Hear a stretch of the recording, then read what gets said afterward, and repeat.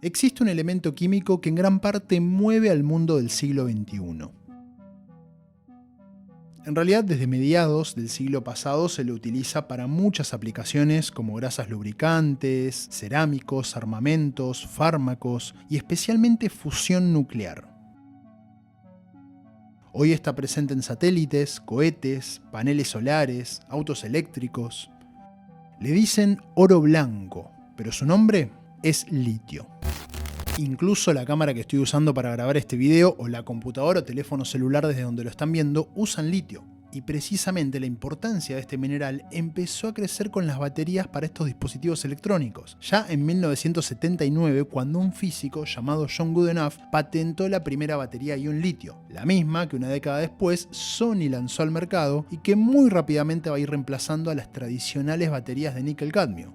Es decir, que el litio se utilizaría ya no solamente para la generación de energía, sino también para su almacenamiento. Y hoy hay 3 sectores importantes que lo usan con este fin. La electrónica de consumo, tablets, celulares, computadoras portátiles, las energías de fuentes renovables como la eólica o la solar, y la industria automotriz en los autos eléctricos. Y solo en este último rubro, en el de los autos eléctricos, las ventas pasaron de 1.262 unidades en 2017 a 10.522 en 2022. Y si googlean litio van a encontrar que Argentina, junto con Bolivia y Chile, concentran más del 68% de las reservas mundiales de este mineral.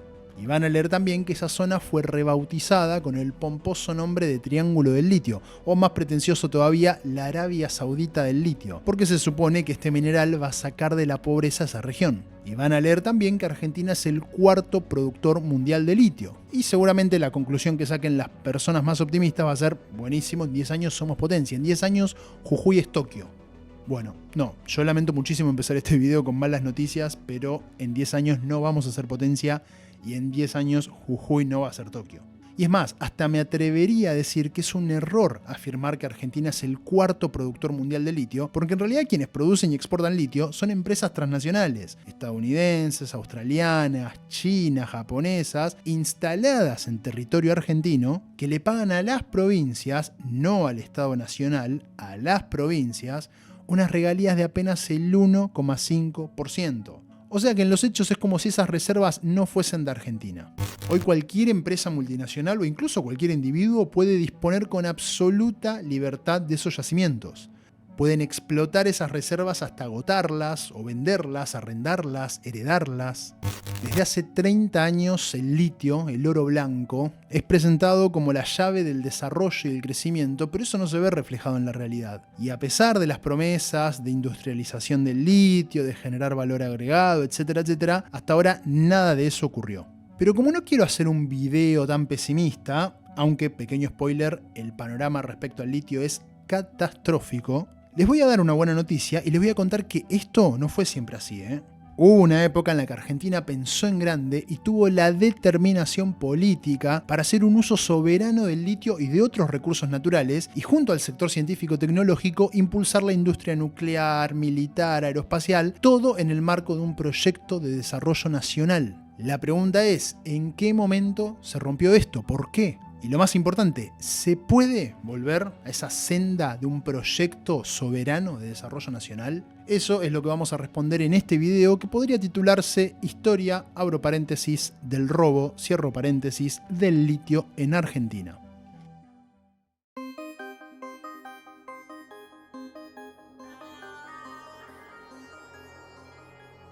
Durante la Segunda Guerra Mundial, el gobierno de Argentina decidió darle un fuerte impulso a la industria siderúrgica nacional con el objetivo de crear un enorme complejo industrial militar. Para eso fundó en 1941 la Dirección General de Fabricaciones Militares a cargo del general Manuel Savio, y luego distintas empresas mixtas en los campos químico, siderúrgico, metalúrgico y minero. Para garantizar la soberanía de los recursos naturales que serían explotados por estas empresas, la Constitución Nacional de 1949 estableció un nuevo régimen minero. El artículo 40 declaraba que los minerales, las caídas de agua, los yacimientos de petróleo, de carbón y de gas y las demás fuentes naturales de energía son propiedad imprescriptibles e inalienables de la nación.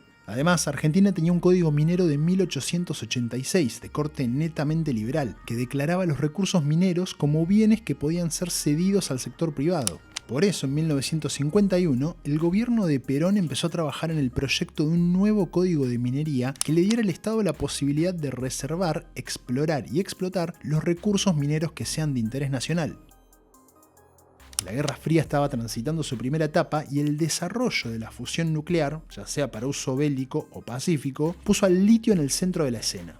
Gracias a esta visión industrialista y al apoyo dado al sector científico, se realizaron muchos avances en el ámbito nuclear. El hito más importante fue, durante el gobierno de Perón, la creación de la Comisión Nacional de Energía Atómica, en 1950.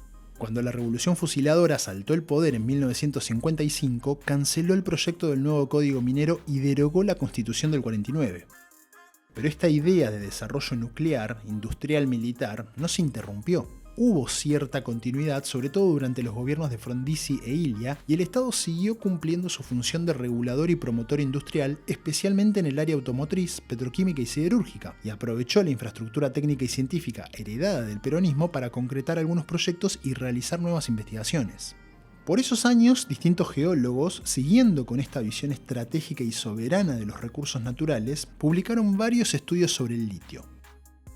En 1963, Amílcar Herrera realizó los primeros estudios geológicos sobre los yacimientos de litio en Catamarca para la Asociación Geológica Nacional. Otro fue Luciano Catalano, uno de los científicos argentinos que más expresó las ideas de desarrollo nacional. Y es interesante hacer un pequeño repaso por su recorrido. Fue jefe de geología en el Ministerio de Agricultura de la Nación durante los gobiernos de Alvear e Irigoyen, y a fines de la década de 1930 descubrió los primeros yacimientos de uranio del territorio nacional, que serían clave para las investigaciones en el ámbito nuclear.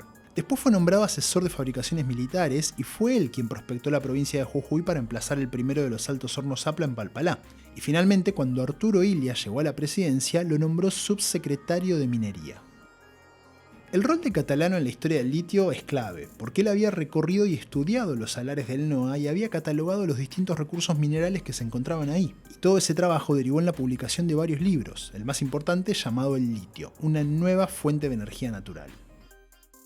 Siendo el litio uno de los más livianos metales y a su vez uno de los frenadores más eficientes en los procesos del gobierno y conducción de los reactores nucleares, adquiere este elemento químico una extraordinaria importancia en los nuevos procesos de obtención de energía. Esa es la razón y obligación de los organismos técnicos funcionales del Estado, especialmente los organismos de las Fuerzas Armadas de la Nación, en defender esas nuevas fuentes naturales existentes en el subsuelo patrio, evitando que sean extraídas y exportadas a países extranjeros que las adquieren para sus futuras aplicaciones. El litio ha adquirido el carácter de elemento crítico de alta importancia en la defensa nacional.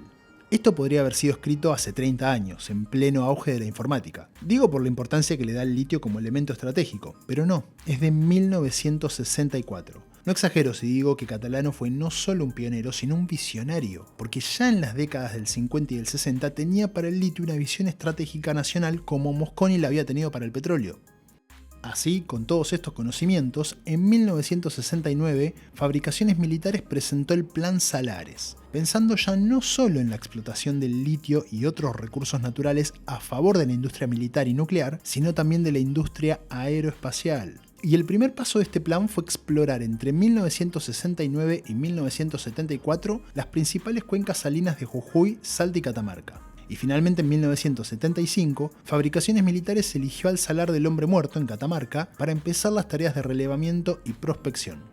Sin embargo, este ambicioso proyecto se vería interrumpido con el golpe de Estado del 24 de marzo de 1976.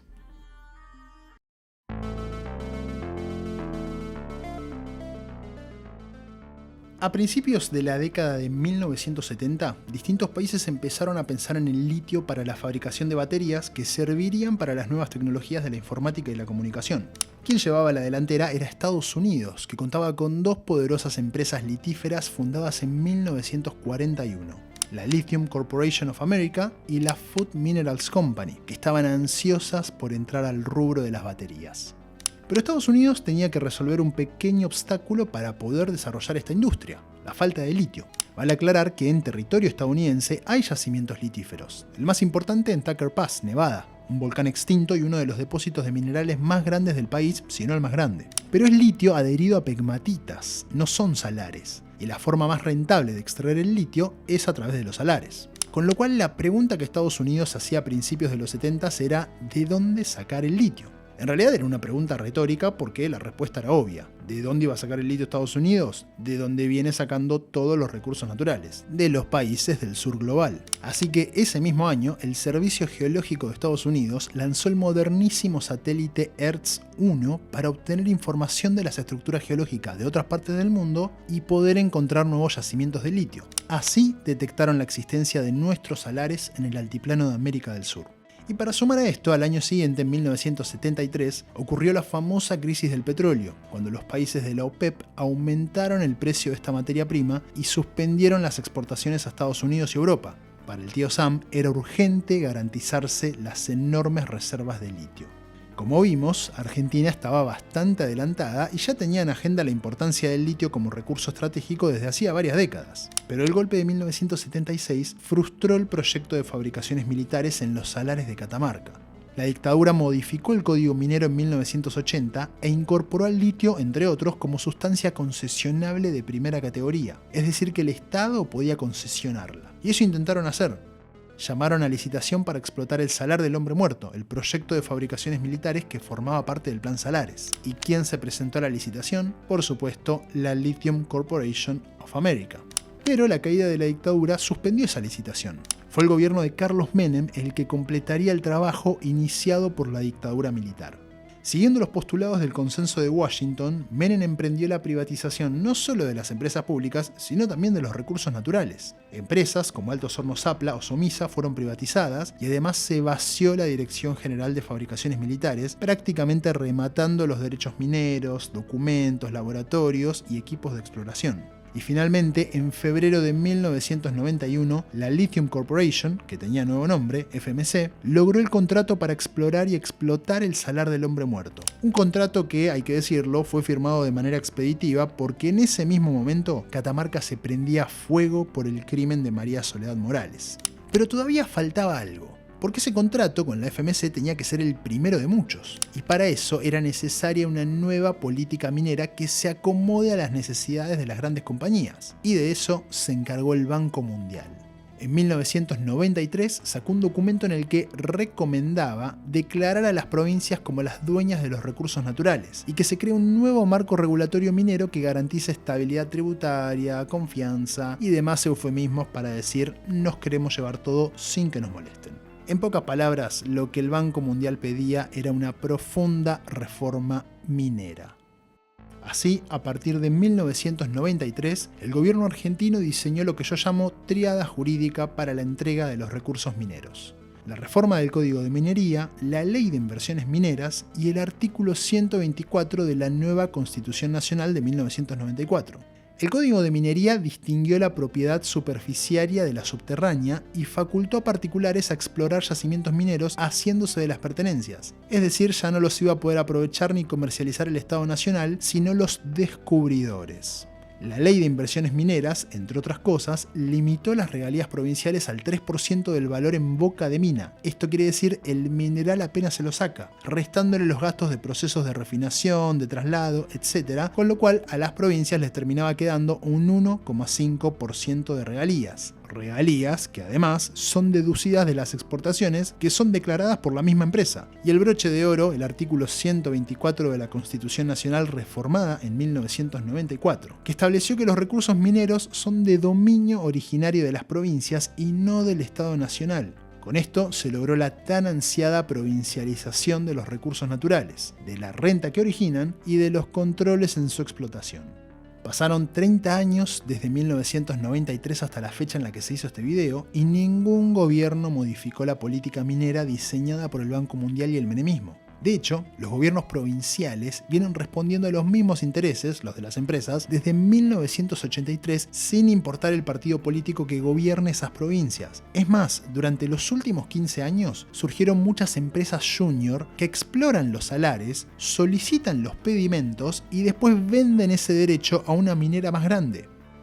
Hoy prácticamente la totalidad de los salares de las provincias de Catamarca, Salta y Jujuy está pedimentada. Hay dos grandes proyectos activos, el del Salar del Hombre Muerto, en manos de la Livent Corporation de Estados Unidos, ex-FMC, y el del Salar de Olaroz, Jujuy, en manos de Allkem de Australia, la automotriz Toyota de Japón y GEMSE, una empresa público-privada provincial. En mayo de 2023, Livent y Allkem decidieron fusionarse para crear Ñuco, convirtiéndose en la principal operadora del sector litífero en Argentina y la quinta en el mercado mundial.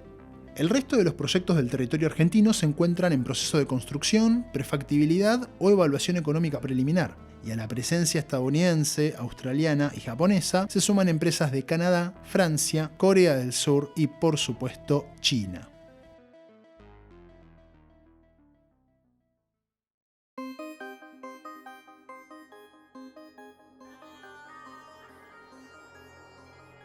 Estamos siendo testigos de cambios sin precedentes a nivel global, del surgimiento de un mundo multipolar. Y en este escenario destaca el enorme crecimiento de países de Asia Oriental, fundamentalmente Corea del Sur y por supuesto China a la cabeza. Hoy esta región concentra más del 50% de la exportación mundial de productos que usan litio, fundamentalmente vehículos eléctricos y electrónica de consumo, celulares o computadoras. Con este panorama está claro que el litio es un mineral clave en este nuevo mundo multipolar y todo parece indicar que, por lo menos en esta década, su importancia va a aumentar. Y frente a esto, algunos países latinoamericanos parecen estar despertándose. El primero fue Bolivia, que nacionalizó el litio en 2008, aunque recientemente anunció que permitirá a empresas privadas asociarse con el Estado boliviano, ya que Bolivia no pudo desarrollar su propia técnica de separación del litio de otros minerales. Hay que aclarar que estas técnicas están patentadas por las grandes corporaciones. Por otro lado, el presidente de México, Andrés Manuel López Obrador, anunció la nacionalización del litio el 19 de febrero de 2023, que será explotado por la empresa nacional Litio para México. ¿De que para qué vamos a tener el litio si nos va a faltar la tecnología? Sí, pero ahí vamos a ir desarrollando la tecnología, o se adquiere, pero el litio es nuestro. Y el 20 de abril, el presidente de Chile, Gabriel Boric, anunció la creación de una empresa estatal chilena de litio, aunque permitiendo la asociación con empresas privadas. Nuestro desafío es que nuestro país se transforme en el principal productor de litio del mundo. El Estado participará en todo el ciclo productivo de este mineral, creando para ello una empresa nacional del litio. El esfuerzo de la exploración, explotación y agregación de valor lo haremos en base al principio de colaboración virtuosa público-privada. Lamentablemente no es el caso de Argentina. Las provincias mineras no quieren tocar ni un solo engranaje de esa tríada jurídica diseñada por el Banco Mundial durante los 90. Es más, la reforma constitucional en Jujuy, represión mediante, y el intento de reforma constitucional en Salta responden a estas lógicas. Están pensadas para afianzar la provincialización de los recursos y quitar las pocas posibilidades de acción del Estado Nacional. En septiembre de 2022, Gerardo Morales, gobernador de Jujuy, Gustavo Sáenz, gobernador de Salta, y Raúl Jalil, gobernador de Catamarca, viajaron a Washington para reunirse con autoridades del Departamento de Estado y del Departamento de Energía de Estados Unidos. Ahí Morales prometió garantizarles previsibilidad, reglas claras y garantías jurídicas para invertir. Y a juzgar por los recientes hechos en Jujuy, lo está cumpliendo. Y lo peor es que cuanto más avanza China, más a la defensiva se pone Estados Unidos para proteger lo que considera su patio trasero. Esto quedó de manifiesto durante el mes de abril de 2023, cuando Argentina recibió la visita de unos cuantos funcionarios del gobierno estadounidense que vinieron a asegurarse que sus intereses estén a salvo. Solo por nombrar algunos, la visita de Christopher Hanson, el titular de la Comisión Reguladora de Energía Atómica de Estados Unidos, que recorrió Atucha 1, Atucha 2, básicamente para ver qué podemos o no podemos hacer, para qué nos dan permiso. Wendy Sherman, subsecretaria de Estado, para cuestionar que Argentina le compre aviones a China. Y finalmente Laura Richardson, la jefa del Comando Sur, una generala que declaró hace unos meses que Estados Unidos tenía especial interés en las reservas de petróleo, gas, agua dulce, cobre, oro y por supuesto el litio que se encuentran en América del Sur. Why this region matters with all of its rich resources and rare earth elements. You've got the lithium triangle, which is needed for technology today. 60% of the world's lithium is in the lithium triangle, Argentina, Bolivia, Chile. You just have the largest oil reserves, light sweet crude discovered off of Guyana over a year ago. We have the Amazon. We have 31% of the world's fresh water in this region too. I mean, it's just off the chart. And so I think we have a lot at stake, but we have a lot to do. This region matters. It has a lot to do with national security, and we need to step up our game.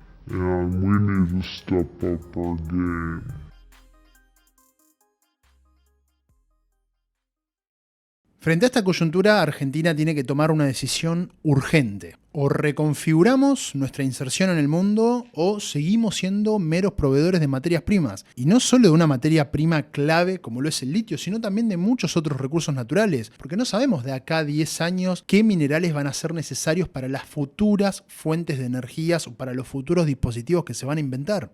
El panorama es desolador, lo sé. ¿Qué se puede hacer? Bueno, desde este humilde lugar, poner el tema en agenda, hablar, difundirlo, divulgar, militarlo, exigirle a quienes toman las decisiones que cambien esto. Parece muy difícil, de hecho lo es, porque del otro lado hay corporaciones muy poderosas, y más en un contexto como el que atraviesa Argentina actualmente, o con el condicionamiento que tiene este país con respecto a la deuda. Pero si buscamos en nuestra historia, vamos a ver que las cosas no fueron siempre así. Ustedes me dirán, bueno, si era otro mundo, otro contexto, pero si nos ponemos a mirar con la lupa, vamos a ver que los contextos no fueron siempre fáciles y siempre hubo tensión y siempre hubo intereses en disputa. Lo que hubo en muchos momentos de nuestra historia y que estaría faltando ahora fue la determinación política. Porque fíjense que este paradigma nacional que yo les mostré en este video, esta cosa de los recursos naturales y la ciencia a favor de un proyecto soberano de industria nacional, abarcó las décadas del 40, del 50, del 60, parte del 70, lo cual nos muestra una continuidad, una política de Estado. Pero ojo, no fue una continuidad lineal, porque en esos años hubo de todo. Nadie va a decir que el proyecto político y económico que trajo el golpe del 55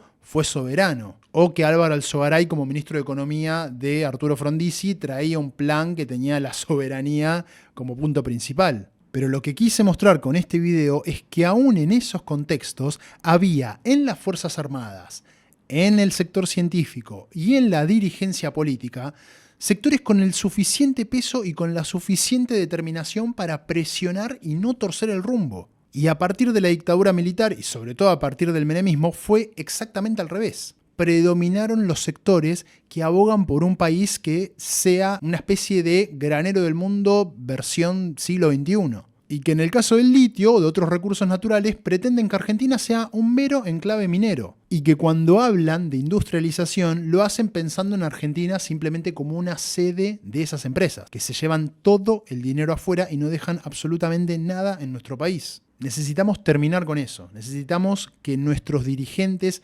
tengan la voluntad y tengan la determinación para hacer un uso soberano de los recursos naturales y así poder impulsar la industria nuclear, la industria militar, la industria aeroespacial, generar empleo, crecimiento, desarrollo. ¿Saben qué necesitamos? Recuperar el autoestima como nación, volver a pensar en grande, porque hubo un tiempo en el que Argentina pensó en grande y se pudo llevar a la práctica. Y si una vez lo hicimos, quiere decir que lo podemos volver a hacer. Nos vemos en el próximo video. Los quiero mucho. Chau.